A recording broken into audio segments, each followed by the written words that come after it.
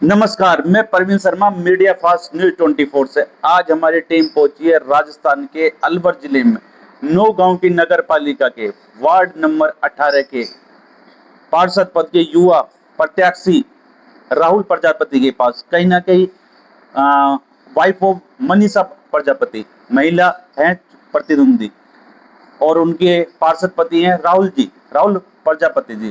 पूछते हैं उनसे, जानते हैं चुनाव का ऐलान हो चुका।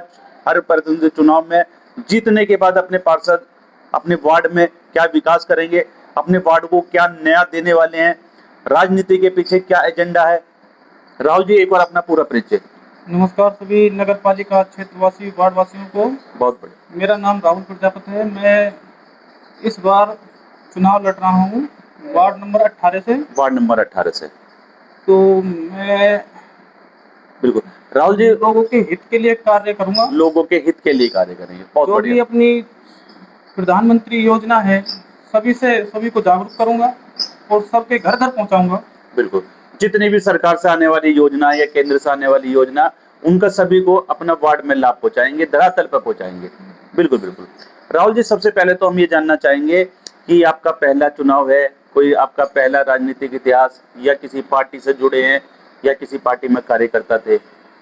पहले मैं वैसे काम करता था, जैसे कि पोलिंग में बिल्कुल। काम करता था। कांग्रेस की में भी करता था, बीजेपी के में भी करता था। कांग्रेस में भी करा, बीजेपी में भी करा, लेकिन किसी दल से नहीं था। लेकिन अब मैंने सदस्यता ले ली है बीजेपी से, भारतीय जनता पार्टी की सदस्यता। भारतीय जनता पार्टी से।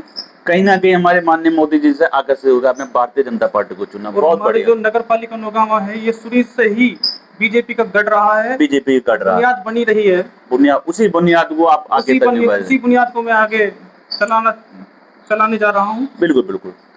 राहुल जी, सबसे पहले तो अगर बात करें, कहीं ना कहीं जैसा भी आपने कहा, नौगांव पूरा ही बीजेपी का गढ़ है, और कहीं ना कहीं इस नगर पालिका में 20 वार्ड भी आते हैं, पर हर वार्ड में अधिकतर हम गए हैं, लेकिन बीजेपी का गढ़ होते हुए भी हर वार्ड की दुर्दशा है। चाहे वो रास्ते को लेकर हो, चाहे नालियों को लेकर हो, चाहे वो शिक्षा का हो। तो ऐसा क्या कारण रहा बीजेपी का गढ़ होते हुए भी कोई यहाँ पे विकास नहीं हो पा रहा, या योजना धरातल पे नहीं उतर पा रही? लोग जागरूक नहीं है अभी। लोग जागरूक, बहुत अच्छी बात आपने कही, जागरूक नहीं है।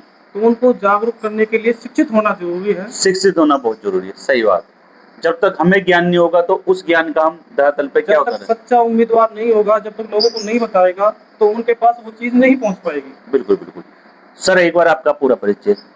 नमस्कार सभी क्षेत्रवासियों को, नगर पालिका निवासियों को मेरा नमस्कार। मैं वार्ड नंबर 18 का सदस्य हूँ। राहुल का मैं भाई हूँ। राहुल के भाई हैं? बड़े भाई हैं, छोटे भाई हैं? राहुल का छोटा भाई हूँ। छोटे भाई हैं। क्या नाम है? मेरा नाम विष्णु प्रजापत है। विष्णु प्रजापति। बहुत बढ़िया। तो विष्णु जी, कहीं ना कहीं जैसे राहुल जी की मिसेज चुनाव मैदान में उतर रही है, मनीषा जी, कहीं ना कहीं भाई का चेहरा है। तो जैसे अभी राहुल जी ने बताया, जीतने के बाद कहीं ना कहीं शिक्षा को लेके और शिक्षित होना बहुत जरूरी है, चाहे वो रस्ते हो। क्या इनकी बातों का आप समर्थन करते हैं? जी बिल्कुल करते हैं। जीतने के बाद वार्ड का विकास होगा? जी बिल्कुल होगा। बिल्कुल, वार्ड का सर्वांगीण विकास करेंगे।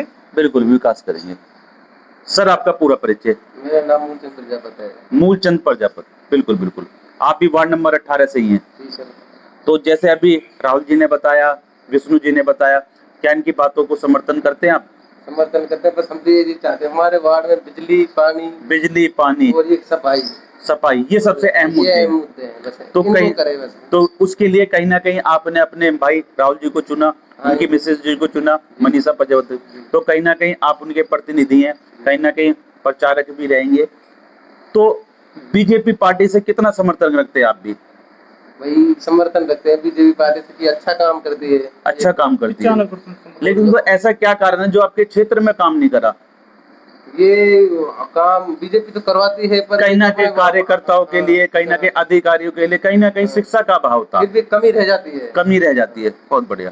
फिर एक बंदा होना चाहिए जो वार्ड में घूमे, वार्ड में सभी की सुने। बिल्कुल बिल्कुल। हमारा यही उद्देश्य है कि सबकी समस्याओं को सुने, सबकी समस्या को, बिजली जिसको उपलब्ध नहीं उसको उपलब्ध कराई जाए। बिल्कुल बिल्कुल।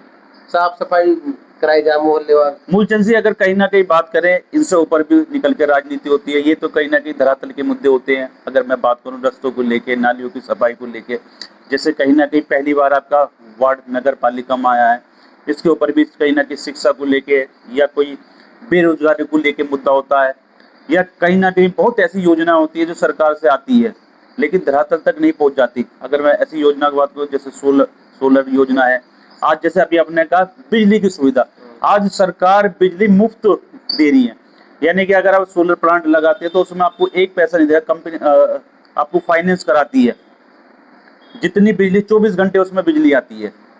तो कहीं ना कहीं ऐसी बहुत योजना होती है जो धरातल पर उतारी जाए। उसके अलावा अगर बात करें पेंशन योजना, चाहे वो विकलांग पेंशन हो, विधवा पेंशन हो, या मिड डे मील हो, आंगनबाड़ी हो, या आपके शौचालय के रूप में हो, तो कितनी योजना का लाभ अभी एक तो लोग इन पे अनपढ़ लोग हैं, कुछ वैसे पढ़े लिखे हैं, वो भी ध्यान नहीं देते।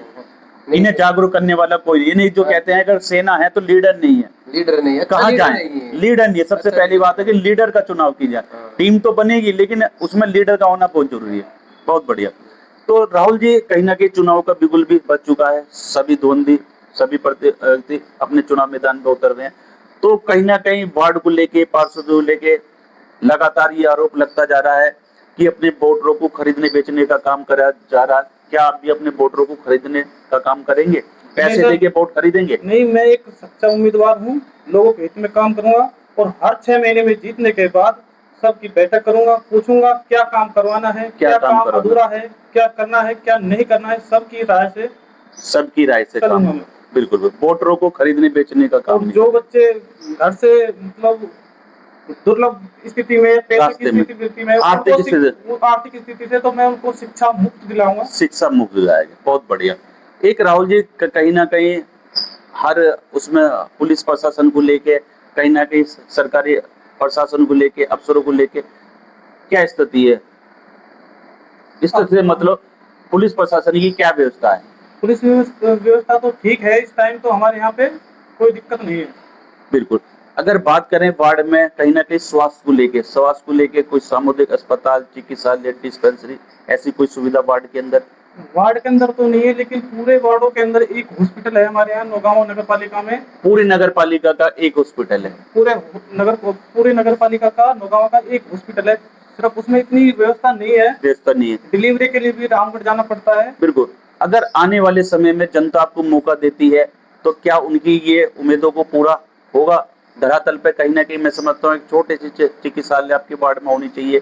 कहीं ना कहीं कोई इमरजेंसी है, बुजुर्ग है, हर किसी पर गाड़ी घोड़ा नहीं होता, तो कहीं ना कहीं ये प्रतिनिधि चुन के यदि मुझे विजयी बनाते हैं तो मैं इनका सभी का सर्वांगीण विकास करने को समाज के अहम मुद्दा रखेंगे। अहम मुद्दा है हमारा।